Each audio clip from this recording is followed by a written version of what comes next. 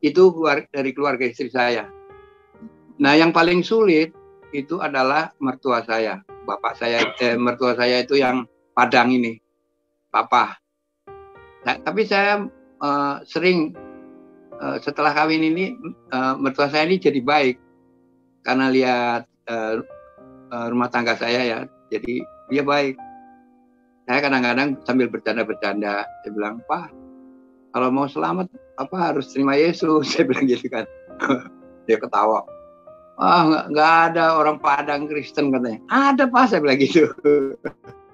Banyak gitu. Nah, pokoknya wah itu mah orang Padang kesurupan kata papa saya bilang, mertua saya bilang begitu. Itu mah orang Padang kesurupan. Dia bilang begitu.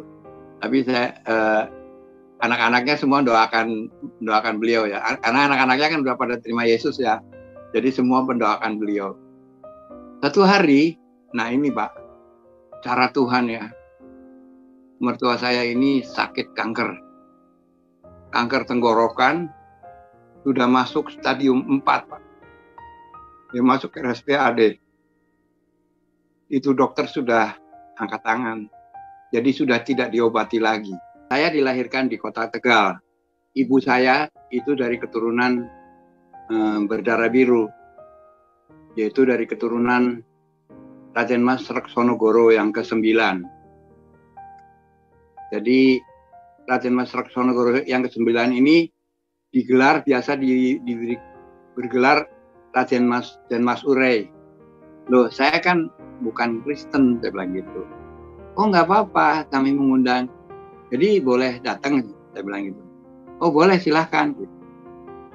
Jadi hari Minggunya saya datang. Tapi luar biasa.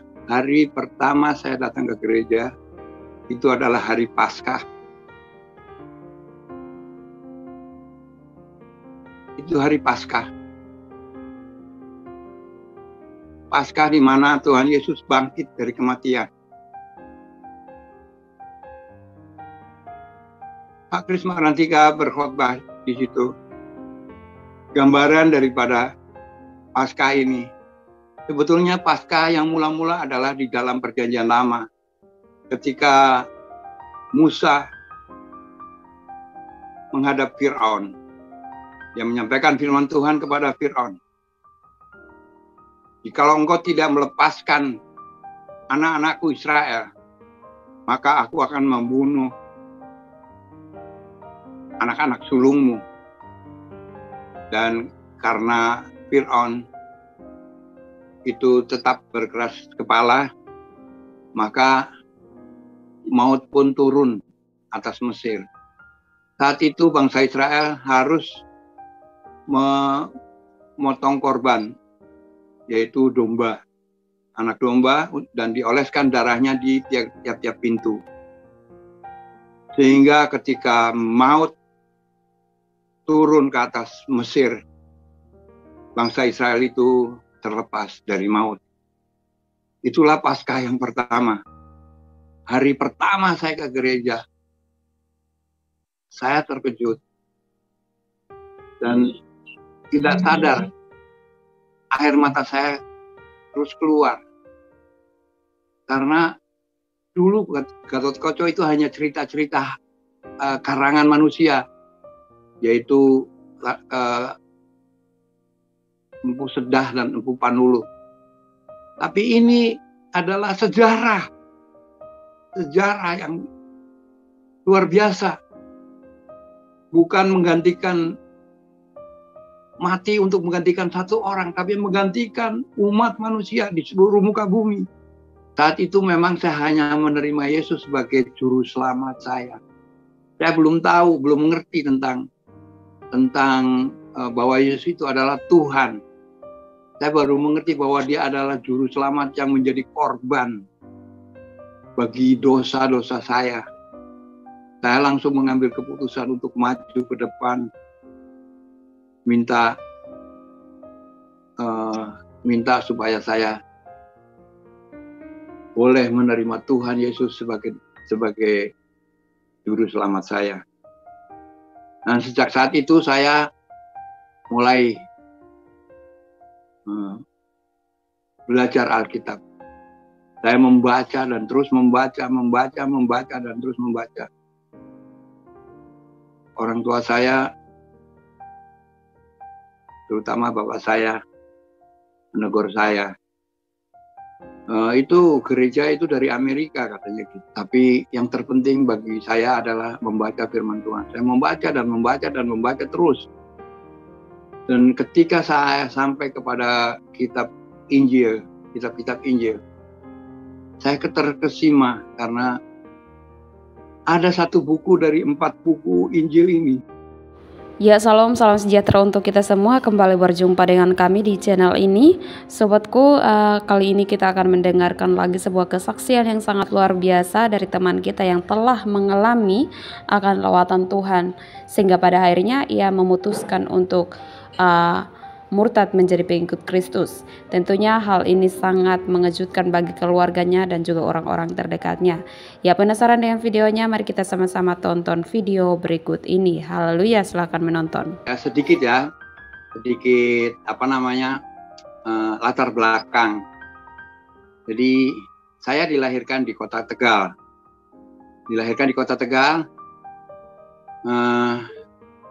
Keluarga kami, bapak saya itu seorang militer, dia seorang perwira. Orang tua saya ini, ibu saya itu dari keturunan berdarah biru, yaitu dari keturunan Raden Mas Reksono yang ke-9. Jadi Raden Mas Reksono yang ke-9 ini bergelar Raden Mas Urey. Dan Mas Urey karena dia lebih senang rambutnya terurai saja. Dan dia sangat merakyat, senang hidup dengan masyarakat biasa. Beliau menikah dengan 2 orang wanita. Yang satu saya lupa namanya, tapi yang satu adalah Raden Ajeng Kardina. Raden Ajeng Kardina ini adalah adik dari Raden Ajeng Kartini, pahlawan nasional. Sebetulnya mereka bertiga itu yang pejuang-pejuang nasional ini, yaitu Raden Ajeng Kardina, Raden Ajeng Kartini, Raden Ajeng Rukmini.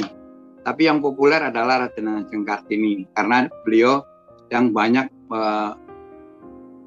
bersurat-suratan ya dengan teman-temannya di negeri Belanda, sehingga dia disebut dikumpulkan oleh teman-temannya di Belanda itu, dikumpulkan lalu dijadikan sebuah buku yang disebut habis gelap terbitlah terang. Itu yang dijadikan buku perjuangan dari Raden Ajeng Kartini. Nah, nenek saya ini adalah anak dari Raden Mas Reksono yang ke-9 ini. Jadi dari kecil nenek saya itu dibesarkan, dididik oleh Raden Ajeng Kardina. Beliau sekarang sudah pada meninggal ya. Raden Ajeng Kardina dikuburkan di kota Tegal, yaitu disebutnya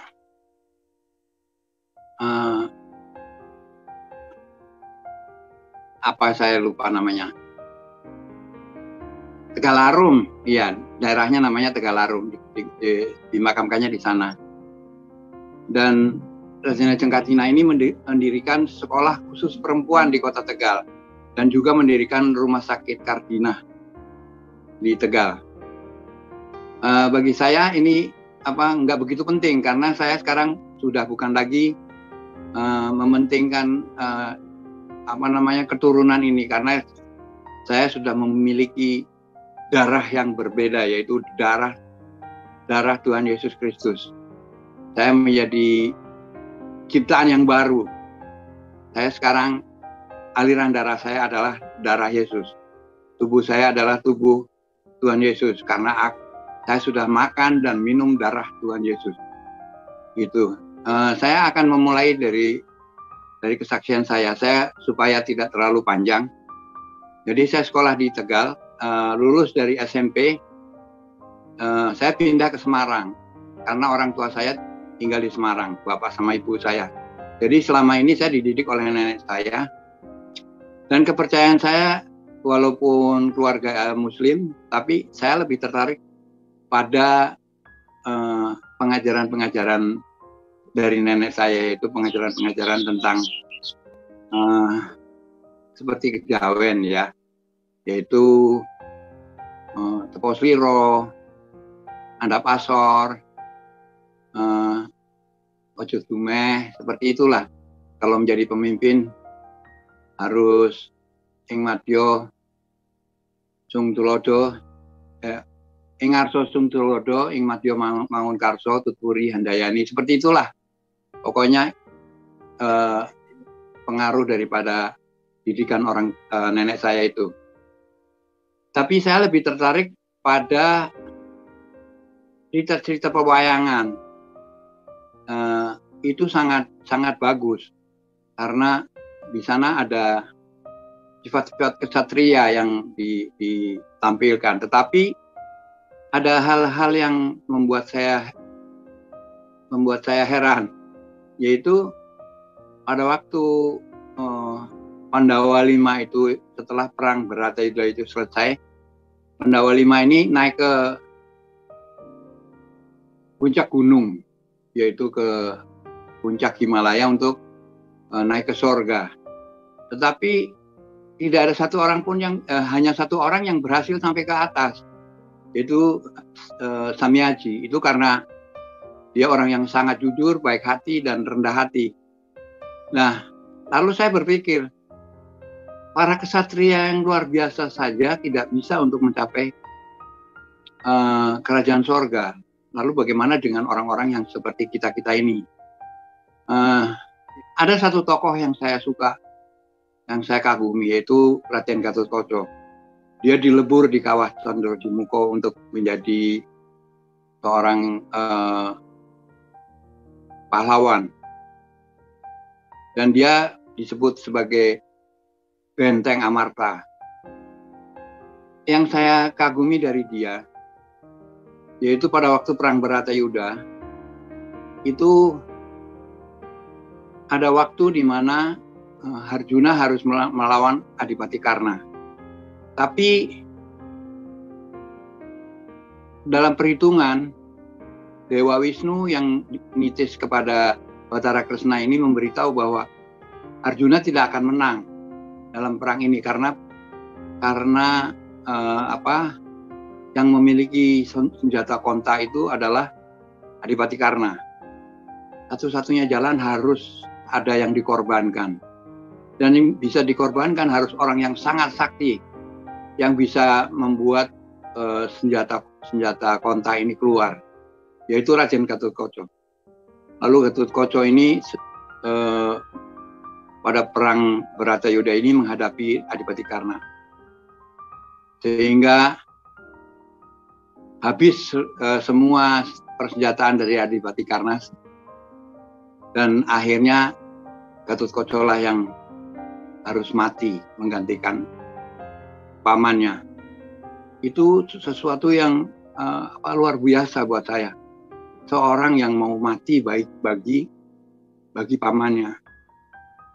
Jadi pada waktu saya di Semarang, saya tinggal di Jalan Kawi, itu daerah elit ya, tidak banyak teman. Jadi yang saya berteman hanya ada tukang angon ya, tukang gembala kambing yang suka main di halaman rumah saya karena kambingnya itu memakan rumput di situ. Namanya Mas Wanto. Satu hari saya tanya, Mas, saya tuh di sini jadi nggak pernah olahraga. Ada tempat olahraga nggak di sini? Oh ada Mas, katanya gitu. Akhirnya saya ikut. Besok hari Sabtu ya kita ke sana. Jadi saya ini di Semarang sekolah STM. Hari Sabtunya saya diajak oleh Mas Wanto ini ke gereja. Rupanya di gereja ini ada tempat lapangan olahraga bulu tangkis. Lalu saya bermain bulu tangkis di situ, bertemu dengan seorang pendeta yang menemani, masih muda, dia masih dalam pendidikan juga, pendidikan di Sekolah Teologi Baptis di Semarang. Tapi dia sudah diberi kuasa untuk menjadi gembala di gereja Baptis Candi Baru ini. Lalu kita bermain. Setelah selesai, pendeta ini mengajak saya, Dek Damar, besok ada acara yang bagus di gereja, silahkan datang. Loh, saya kan bukan Kristen, saya bilang gitu. Oh, nggak apa-apa, kami mengundang. Jadi boleh datang, saya bilang gitu. Oh, boleh, silahkan. Jadi hari Minggunya saya datang. Tapi luar biasa. Hari pertama saya datang ke gereja, itu adalah hari Paskah. Itu hari Paskah. Paskah di mana Tuhan Yesus bangkit dari kematian. Pak Kris Marantika berkhotbah di situ. Gambaran daripada Paskah ini. Sebetulnya Paskah yang mula-mula adalah di dalam Perjanjian Lama. Ketika Musa menghadap Fir'aun. Dia menyampaikan firman Tuhan kepada Fir'aun. Jikalau engkau tidak melepaskan anak-anakku Israel, maka aku akan membunuh anak-anak sulungmu. Dan karena Fir'aun itu tetap berkeras kepala, maka maut pun turun atas Mesir.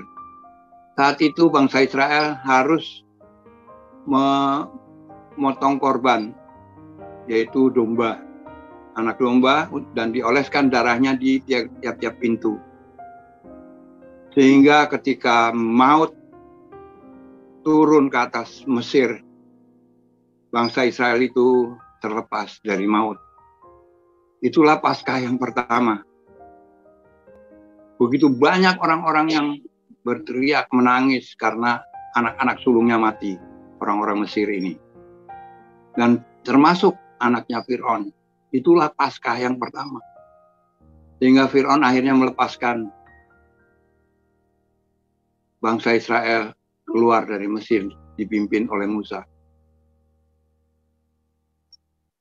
Sebenarnya nubuatan tentang Yesus itu begitu banyak di dalam Perjanjian Lama. Diperkirakan sekitar 350-an. Tetapi tidak semuanya dengan kata-kata yang gamblang. Ada juga nubuatan itu dalam bentuk alegoris atau sebuah cerita. Contohnya tentang Musa ini. Ini adalah alegoris, sebuah cerita bahwa bangsa Israel dilepaskan dari maut oleh Tuhan dan membawa mereka keluar dari perbudakan di Mesir. Karena nama Fir'aun sebenarnya Ramses. Ramses itu berarti anak dewa matahari. Lalu Musa membawa bangsa Israel keluar dari Mesir. Itulah Paskah di zaman Perjanjian Lama. Itu adalah gambaran daripada Paskah Perjanjian Baru. Paskah Perjanjian Baru itu berbeda. Tuhan selama dalam perjalanan Musa memimpin bangsa Israel keluar dari Mesir, Tuhan memerintahkan Musa untuk membangun Bait Allah. Disebutnya kemah suci karena bukan bangunan yang tetap. Kemah ini bisa dibongkar dan pada waktu berpindah bisa diangkut lagi. Dan kemah suci ini terbagi menjadi 3. Pelataran, ruangan suci atau ruangan kudus, dan ruangan maha kudus. Di ruangan Maha Kudus ini hanya satu orang yang bisa masuk ke sana. Dan itu yang dipilih oleh Tuhan, yaitu orang yang dikuduskan. Karena di ruangan Maha Kudus ini ada hadirat Tuhan. Kalau orang yang biasa masuk ke sana pasti mati. Itulah kekudusan Tuhan. Jadi yang menjadi perantara antara bangsa Israel dengan Tuhan adalah seorang imam besar yang harus mengorbankan, menyembelih anak domba, kemudian darahnya dipercikan di tabut perjanjian yang ditaruh di ruangan Maha Kudus. Di ruangan Maha Kudus ini diletakkan tabut perjanjian itu sebagai penebusan bagi bangsa Israel saat itu. Tapi ini harus berulang-ulang setiap saat. Dan setiap tahun harus melakukan itu.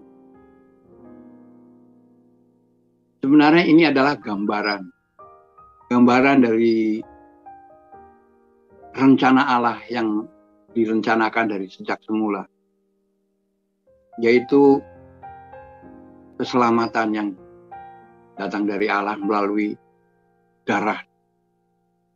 Jadi tanpa penyelamatan, tidak akan ada keselamatan tanpa korban darah. Bahkan ketika Adam dan Hawa jatuh ke dalam dosa karena mereka memakan buah pengetahuan, Tuhan berkata kepada ular dan Hawa bahwa mereka akan berseteru dari keturunan Hawa, artinya dari benih Hawa. Dari keturunan Hawa inilah yang akan menyelamatkan manusia daripada dosa. Karena pada waktu Pak Damar, ya, jangan lupa Pak, ya, kembali ke kesaksian waktu Bapak ke gereja saat Paskah. Oh iya. Ya. Terima kasih. Ya, jadi di gereja itu saya mendengar khotbah dari Pak Kris Marantika tentang apa yang dilakukan Tuhan Yesus itu adalah kematian, penderitaan dan kematian yang harus dirasakan dengan luar biasa. Penderitaan begitu luar biasa karena dia harus menanggung dosa isi dunia ini. Saya melihat pada waktu di Taman Getsemani, mundur sedikit, Tuhan Yesus memegang cawan murka Allah. Cawan murka Allah ini adalah dosa dari umat manusia. Kutuk dan murka Allah harus terjadi pada manusia. Tidak bisa digambarkan dengan cara apapun. Jadi usaha manusia apapun untuk kembali kepada Tuhan tidak akan ada yang bisa. Saat itu saya di gereja itu, hari pertama saya ke gereja, saya terkejut dan tidak sadar air mata saya terus keluar. Karena dulu Gatotkaca itu hanya cerita-cerita karangan manusia, yaitu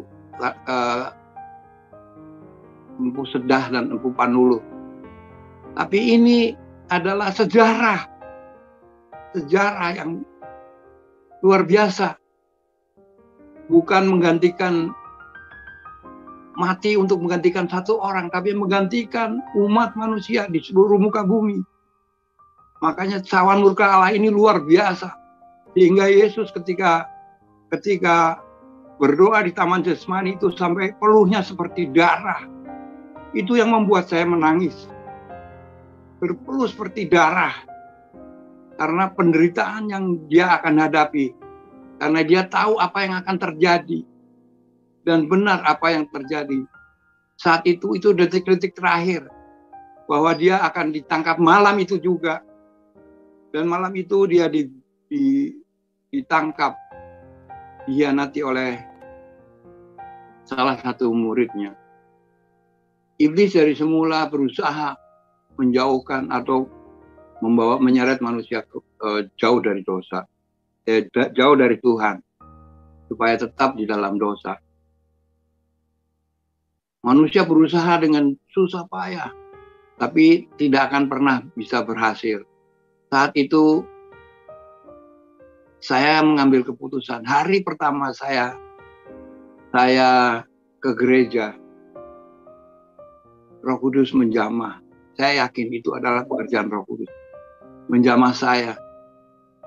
Saat itu memang saya hanya menerima Yesus sebagai juru selamat saya. Saya belum tahu, belum mengerti tentang bahwa Yesus itu adalah Tuhan. Saya baru mengerti bahwa Dia adalah juru selamat yang menjadi korban bagi dosa-dosa saya.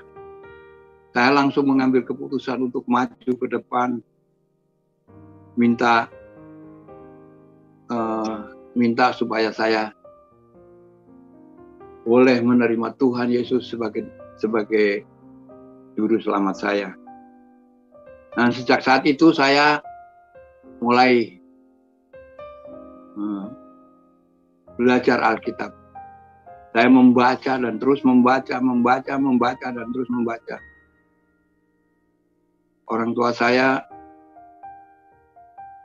terutama bapak saya, menegur saya.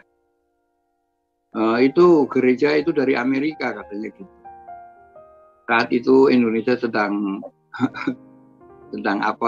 retak dengan Amerika. Tapi saya tetap rajin. Bahkan hampir tiap hari saya ke gereja. Sampai saya dipercaya untuk mengajar sekolah minggu, ikut kur, dan sebagainya. Tapi yang terpenting bagi saya adalah membaca firman Tuhan. Saya membaca terus. Dan ketika saya sampai kepada kitab Injil, saya terkesima karena ada satu buku dari 4 buku Injil ini. Ada Matius, Markus, Lukas, dan Yohanes. Ada satu buku yang sangat berbeda. Cara penulisannya dan sebagainya. Saya yakin ini berbeda karena dia diurapi Roh Kudus dengan luar biasa. Yohanes ini. Dia adalah murid terdekat daripada Tuhan Yesus. Saya yakin dia memperoleh kepenuhan Roh Kudus. Walau saya yakin bahwa Injil-Injil yang lain juga dibimbing oleh Roh Kudus dalam penulisannya. Tetapi Yohanes berbeda. Dia tidak menuliskan tentang kelahiran, tidak menuliskan tentang terlalu banyak kehidupan Yesus, tapi dia mengutamakan pada misi Tuhan untuk menyelamatkan manusia. Itulah Injil yang sesungguhnya. Saya bilang, ini Injil yang sesungguhnya adalah kitab Yohanes. Dan Yohanes tidak hanya menulis itu, bahkan dia menulis surat-surat juga kepada gereja-gereja. Dan yang terakhir, Yohanes menulis kitab Wahyu tentang akhir zaman. Oh ya, saya kesaksiannya berlanjut. Setelah saya di gereja itu, saya mempunyai kekasih, mempunyai pacar ya. Terus setelah lulus sekolah dari Semarang itu, saya pindah kuliah di Bandung karena lulusan dari STM ini susah untuk mencari perguruan tinggi saat itu. Jadi saya masuk sekolah swasta, yaitu Universitas Kristen Immanuel. Di universitas ini memberi banyak kesempatan saya untuk menginjili teman-teman. Walaupun ini Universitas Kristen, tapi kan banyak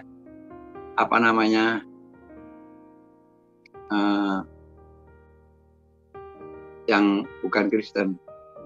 Mungkin mayoritas justru non Kristen. Satu hari pada masa prabakti, saya dipercaya untuk membawakan firman Tuhan setiap hari selama 1 minggu. Saya tahu bahwa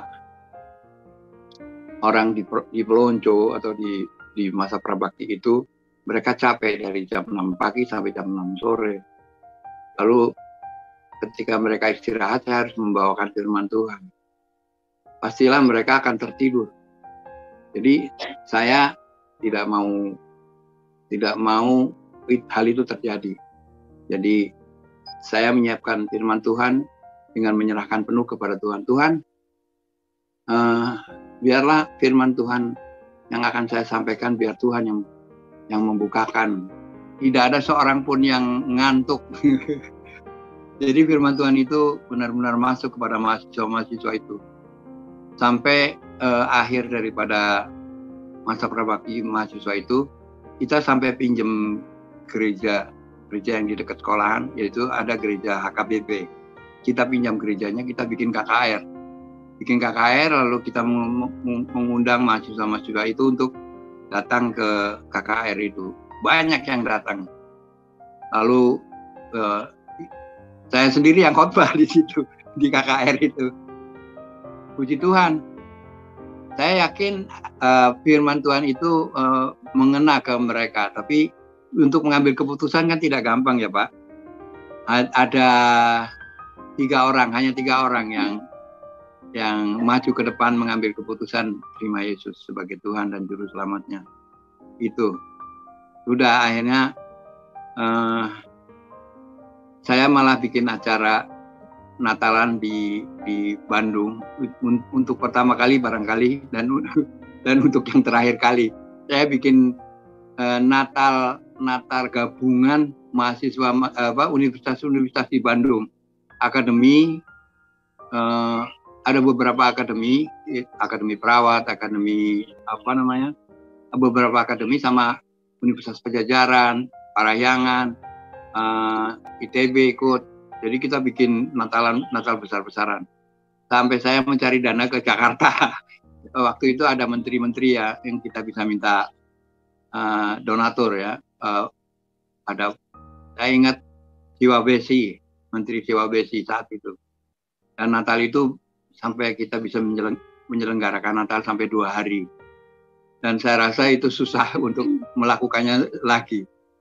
Nah itulah. Terus akhirnya setelah saya di Bandung, saya pindah ke Jakarta.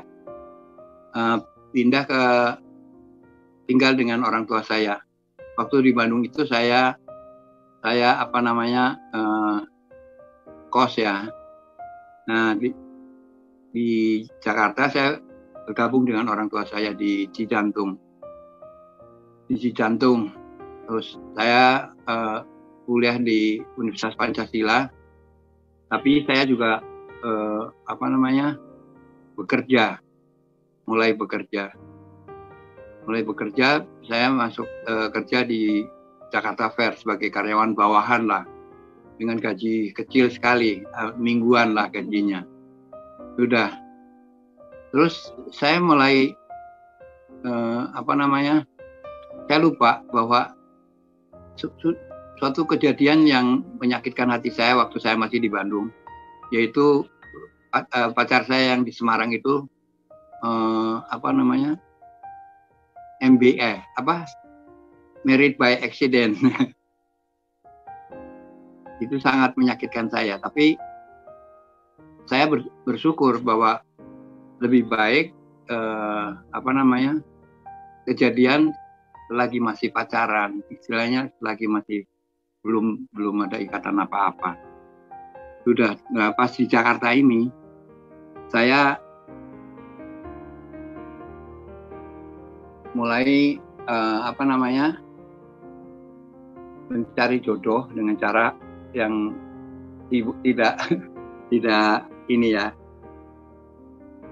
Saya melihat dari firman Tuhan. Pada waktu Abraham mencarikan jodoh untuk anaknya, dia mengutus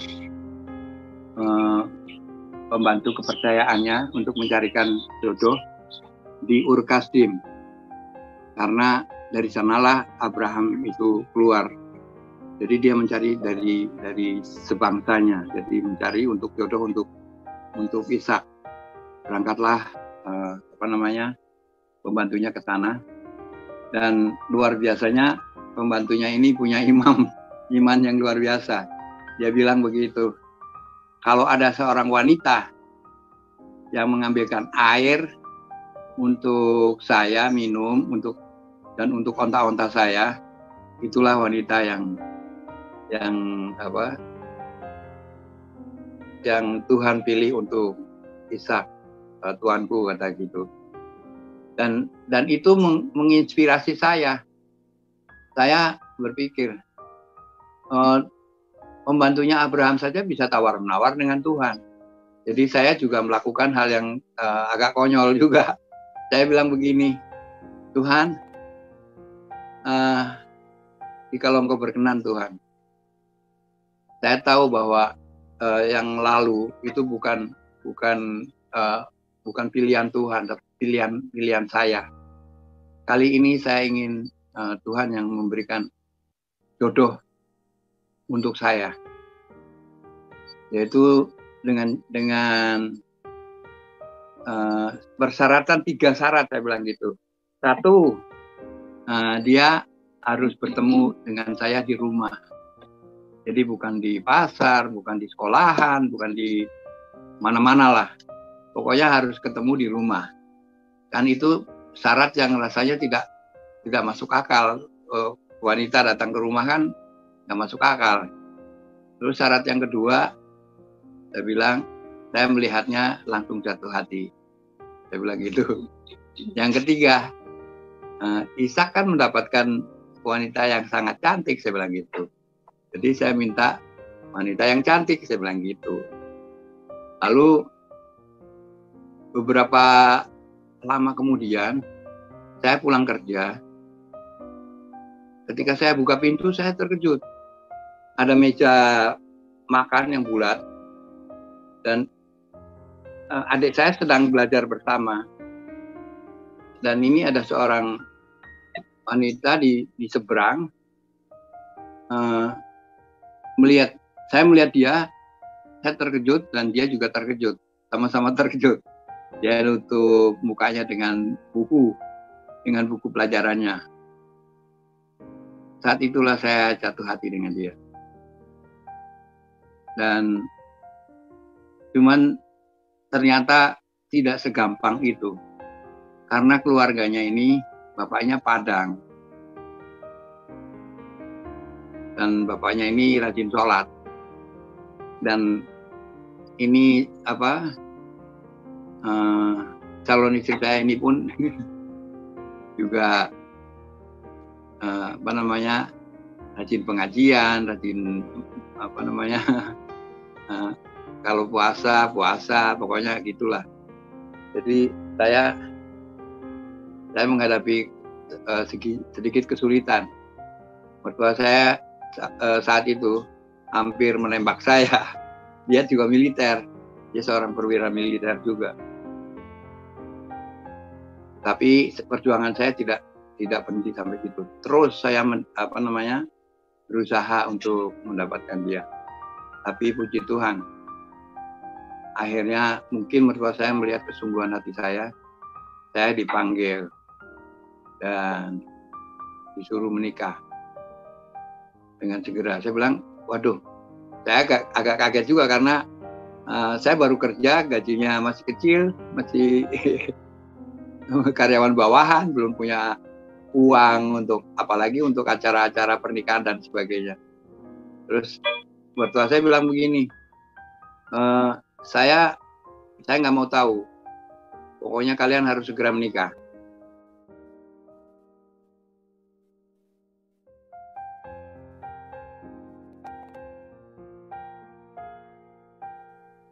Dan kalau saya menolak, saya bisa. Segera nikahnya harus dengan cara Islam. Saya agak jawabnya bagaimana. Akhirnya saya berdoa sama Tuhan, gimana caranya Tuhan?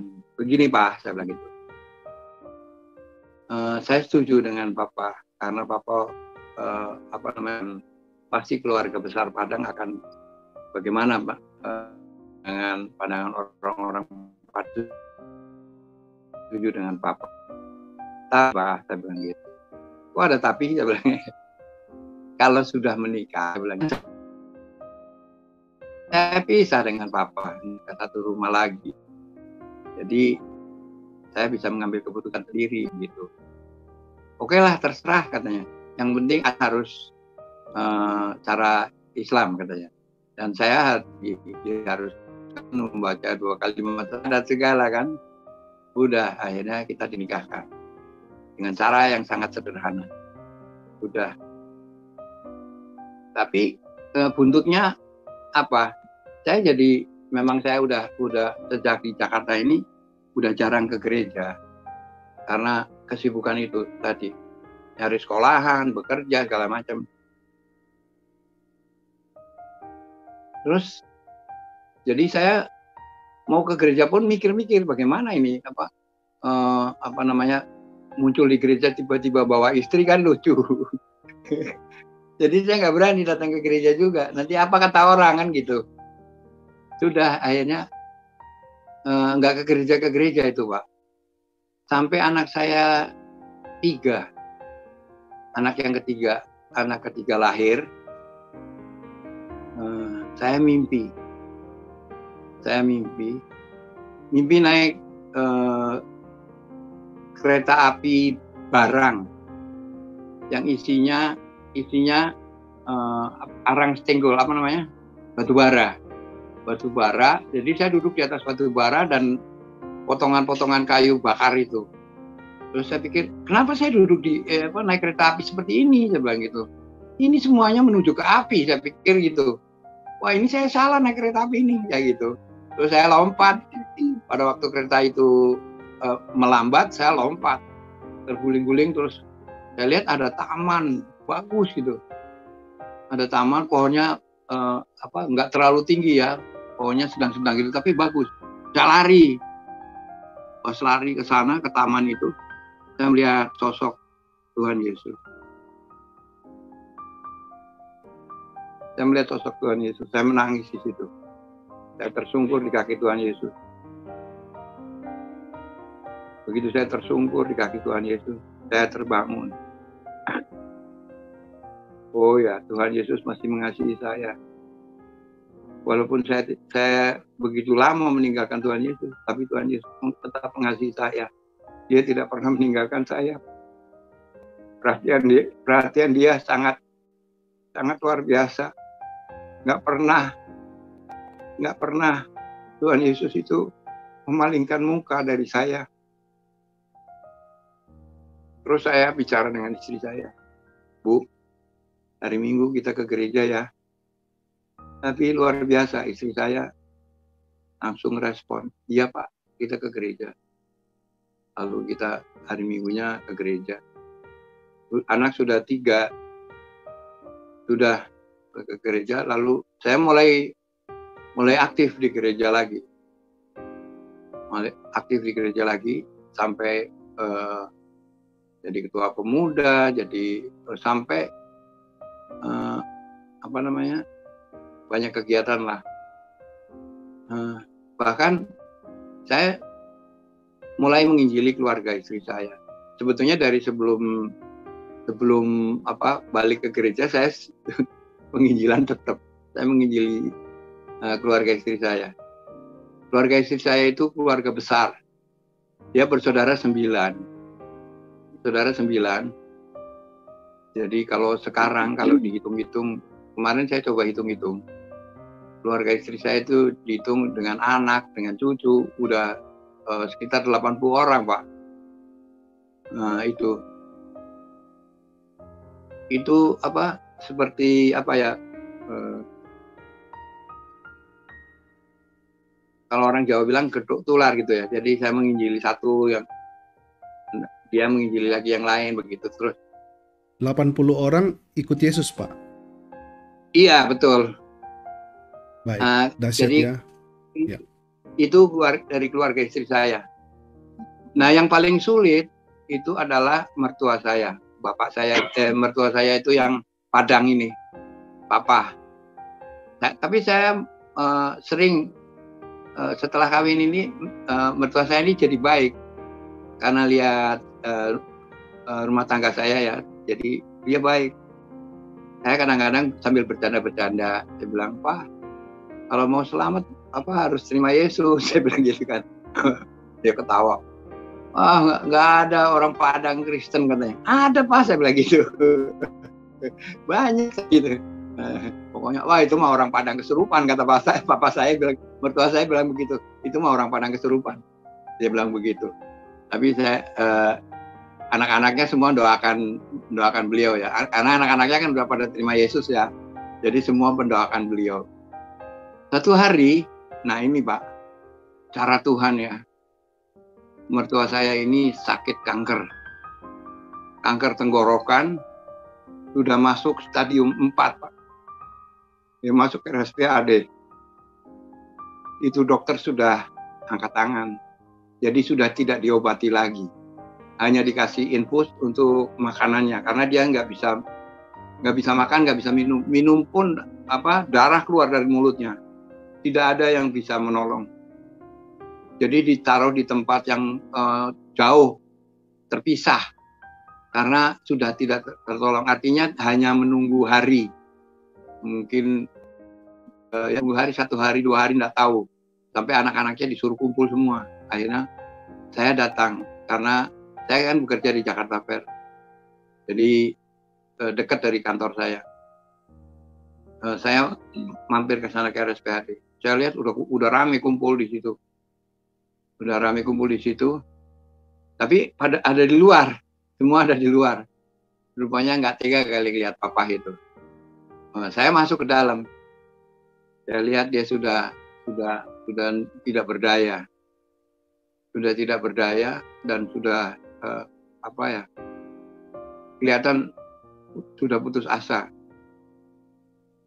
Terus saya bilang sama papa, maksud saya cuma satu Pak, menyelamatkan dia.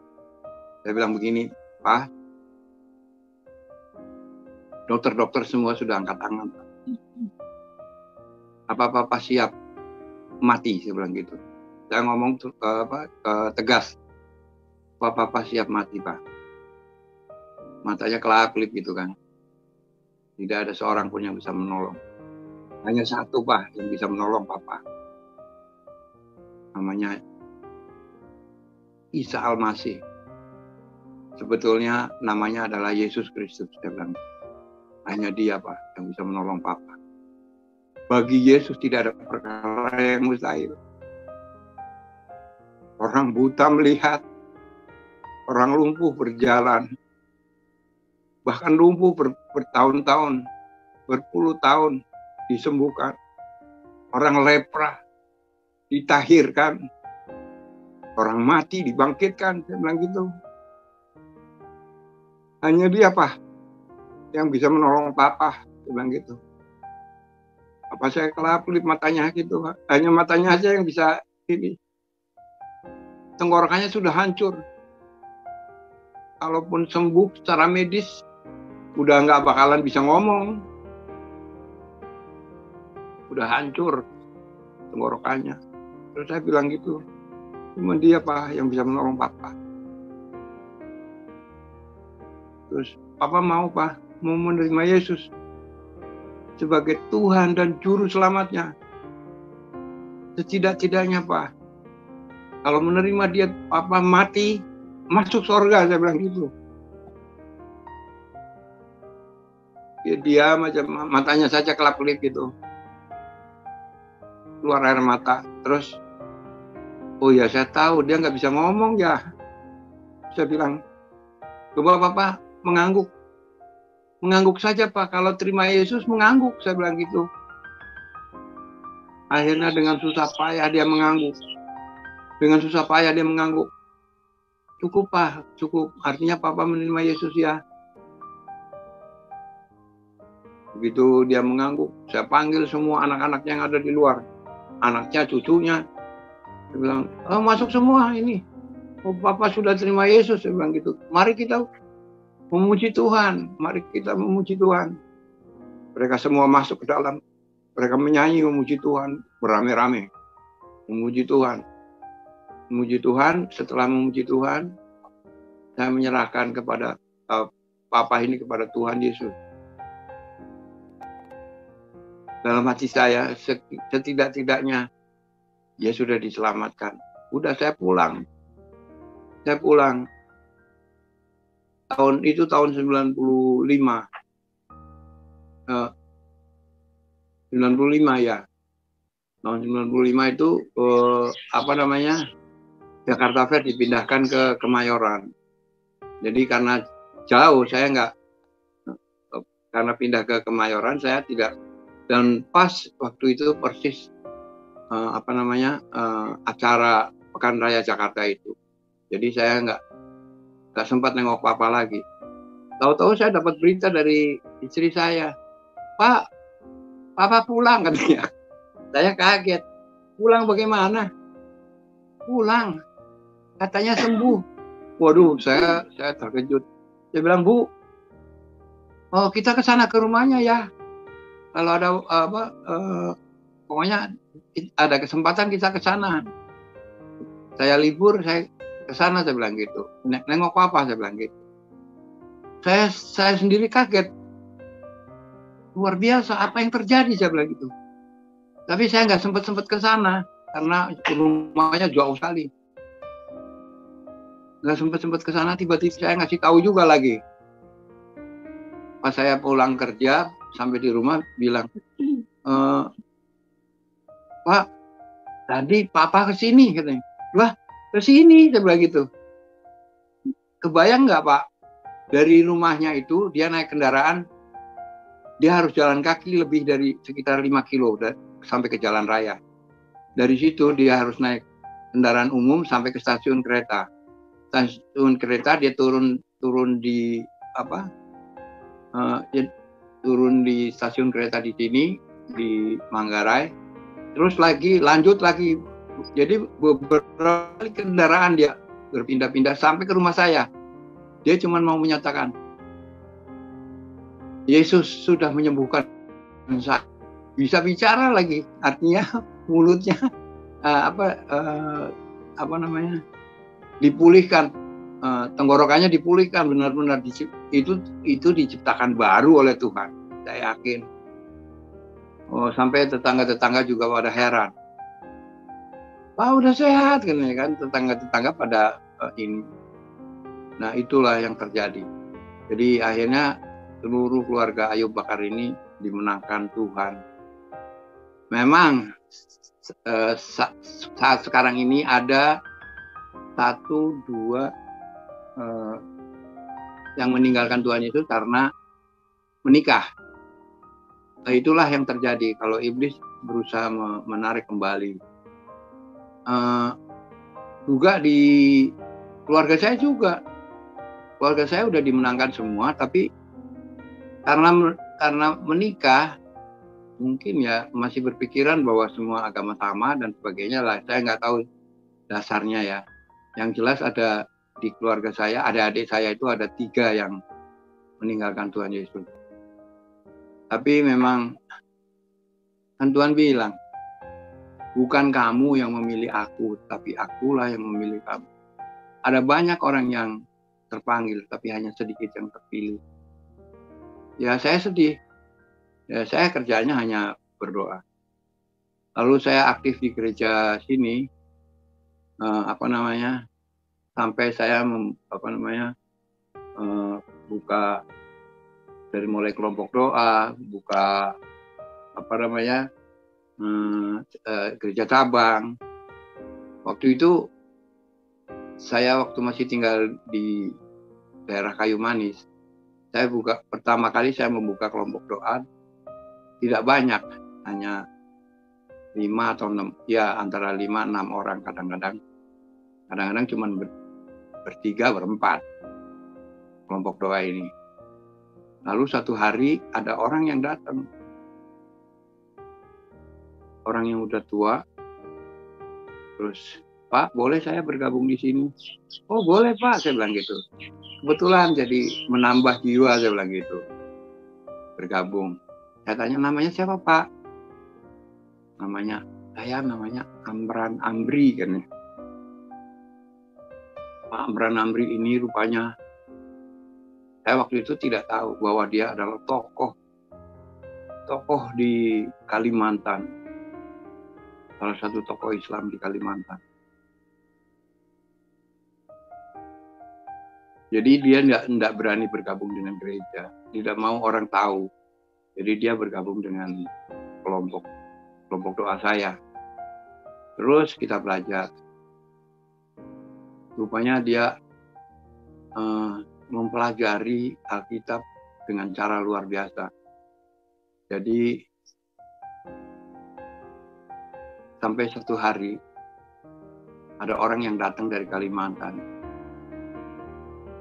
ke rumah dia, dan orang itu ngamuk-ngamuk karena lihat Pak Amran Amri sudah jadi orang Kristen. Dia kembali ke Kalimantan dan tersiar kabar di Kalimantan tentang Pak Amran Amri ini. Lalu datanglah surat-surat banyak sekali ke Pak Amran Amri ini. Ya begitulah surat-surat yang seperti itu. Pak Amran Amri hanya menjawab. Dia jawab kenapa dia punya itu, kenapa dia jadi orang Kristen. Dia jawab terus, siap jawab terus. Tapi terus surat itu datang terus. Akhirnya dia seperti kebingungan juga. Dia bilang ke saya, gimana ini pada marah? Saya bilang, ya Pak, memang kalau menerima Yesus tidak bisa sembunyi-sembunyi, harus terbuka. Ini waktunya Pak. Tuhan punya rencana yang luar biasa buat Bapak seperti itu. Pak Amran Amri. Oh iya ya. Akhirnya dia ada gereja, salah satu gereja yang menarik dia bergabung. Bahkan saya dengar sampai dia menjadi dosen di salah satu sekolah teologi, menjadi dosen ilmu perbandingan agama. Dia mengupas banyak hal lah, Amran Amri ini. Sayang beliau umurnya tidak panjang. Kalau anak saya dulu aktif sekali di zaman Pak Yusuf Roni, anak saya yang pertama itu. Tapi Pak Amran Amri umurnya tidak panjang, dia meninggal karena ada sakit. Satu hal Pak yang ingin saya sampaikan, ini penting, bahwa peperangan kita kan bukan melawan darah dan daging, yaitu penguasa-penguasa di udara. Jadi kadang-kadang ada hal-hal yang kita nggak tahu. Anak-anak saya itu dapat karunia, berbagai karunia. Ada berbahasa roh, ada karunia bernubuat, segala macam karunia-karunia anak-anak saya itu dapat. Tapi tiba-tiba gereja menganggap kita sesat, sehingga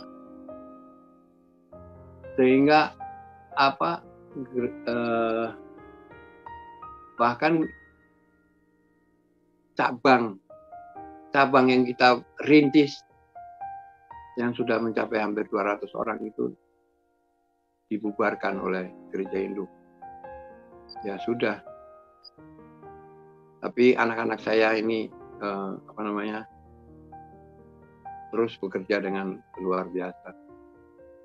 Anak saya yang nomor 3, dia penginjilan kemana-mana, hampir di seluruh Indonesia. Hanya Papua yang dia belum kunjungi. Yang terakhir ini dia ke Miangas, Sulawesi Utara ya. Dia ke Jawa Timur, Jawa Tengah, Jawa Barat, di pedalaman-pedalaman. Dia bilang, Indonesia itu waktunya sedang dilawat Tuhan. Indonesia sedang dilawat oleh Tuhan.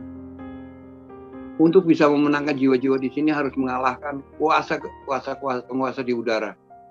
Penguasa teritorial itu yang harus kita kalahkan. Jadi kita harus dirikan menara-menara doa.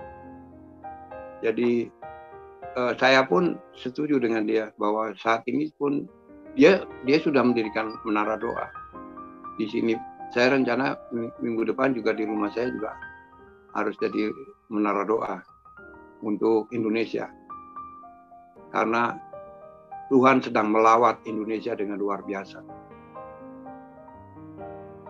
Kalimantan Barat, Kalimantan Tengah, Kalimantan Timur, dia sudah datangi. Nama anak saya ini Andre Chris Simon. Malah waktu penginjilan di Kalimantan, dia pulang kena malaria. Ya itulah risiko pekerjaan.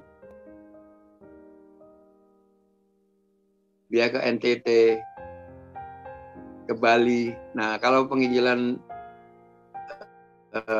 pelayanan ke luar negeri juga dia jalan, yaitu yang saya ingat ya, itu ke Sri Lanka, terus ke Vietnam.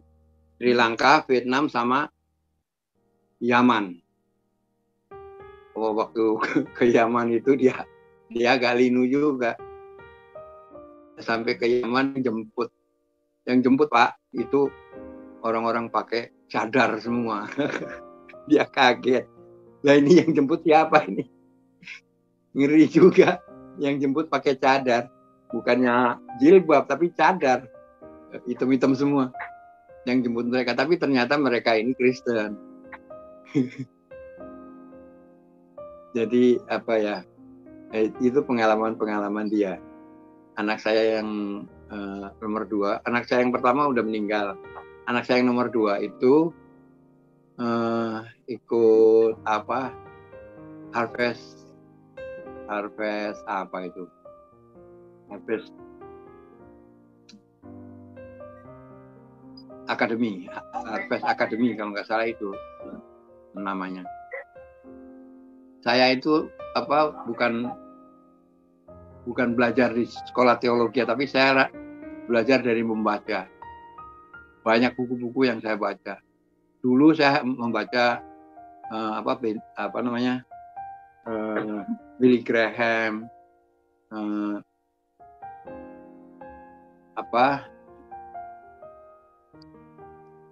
Dwight Moody, D.L. Moody.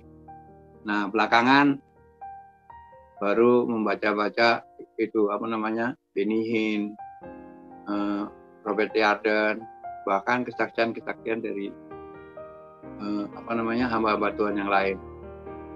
Juga termasuk saya membaca Esther Ankim, ada Ulsan Fatima yang di negara-negara Muslim. Saya membaca banyak buku. Dari bacaan-bacaan buku inilah saya melihat banyak satu pekerjaan yang luar biasa yang dilakukan oleh Tuhan. Oh ya, dari keempat Injil ini, saya paling terpesona itu dengan kitab Yohanes. Yohanes itu memang beda sekali. Dia mengutarakan tentang rancangan Tuhan. Dia yang diberi penglihatan, diberi karunia-karunia, berbagai karunia, sehingga dialah yang menulis wahyu akhir zaman. Selain dia menulis Injil, dia menulis surat-surat juga, dia juga menulis